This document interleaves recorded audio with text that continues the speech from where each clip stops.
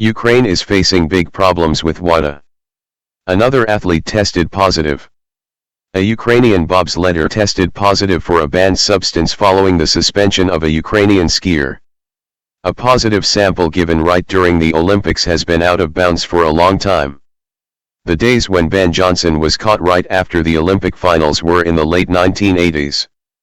Since then, the level of testing and the caution of the athletes themselves have taken 10 steps forward. Now, even if someone gets caught, it's almost always an out-of-competition test. That is, when an athlete is suddenly, usually during the training period, a doping control comes and finds something interesting in his body. At the competitions themselves they are caught much less often, although it happens. But at the Olympics, the main start of the 4 years, it is out of the question.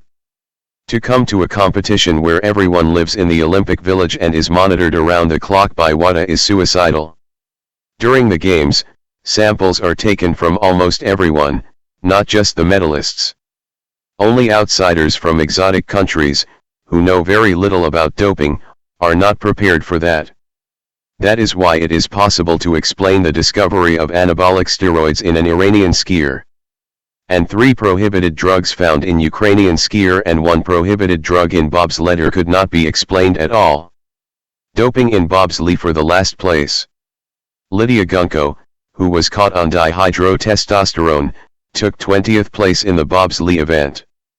It sounds more or less solid, but in fact the Ukrainian was last, even behind the competitor from Jamaica. She lost by nearly 10 seconds, which is a chasm for a sport, where a medal is decided by hundredths and thousandths of a second. A bit earlier, Valentina Kamenskaya, another Ukrainian skier, was caught on 3 banned drugs, one of which is anabolic.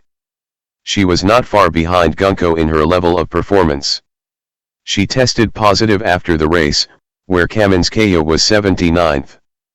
After her Olympic accreditation was taken away and she was sent home, Valentina posted an emotional post on Instagram.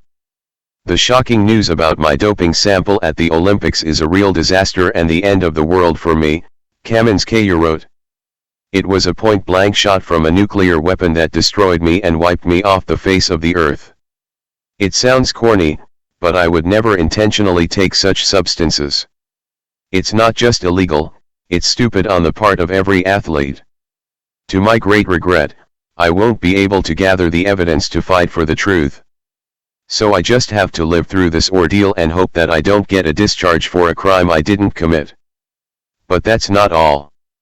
Almost 6 months ago another athlete from Ukraine, triathlete Yulia Yelistratova, was justified in exactly the same way for testing positive.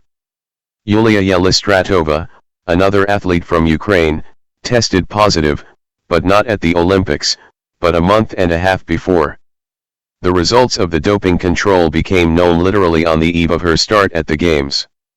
In her sample there was found EPO, a lethal doping, and it is almost impossible to prove that she took it by chance.